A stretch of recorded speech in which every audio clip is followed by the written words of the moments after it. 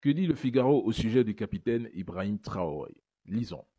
Au Burkina Faso, le règne contrarié du capitaine Traoré. Ils écrivent: quand un président se sent obligé de prendre la parole à la télévision pour préciser que tout va bien, c'est que tout ne va pas si bien.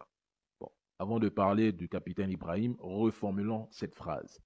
Quand le président Macron se sent obligé de prendre la parole à la télévision pour préciser que la Russie ne peut ni ne doit gagner la guerre, c'est que tout ne va pas si bien. Ce qui m'amène à dire une chose, on reformule encore. Quand Zelensky se sent obligé de prendre la parole à la télévision pour préciser que l'Ukraine va gagner la guerre, c'est qu'il a perdu. Concernant le capitaine Ibrahim Traoré, remettons tout dans son contexte. Nous connaissons la situation.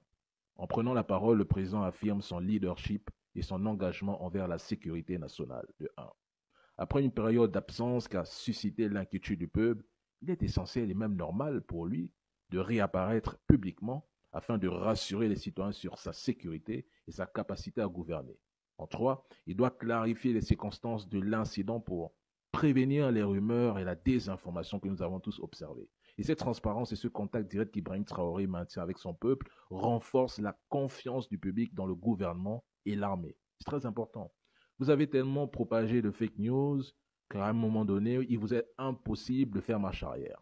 C'est comme en Ukraine.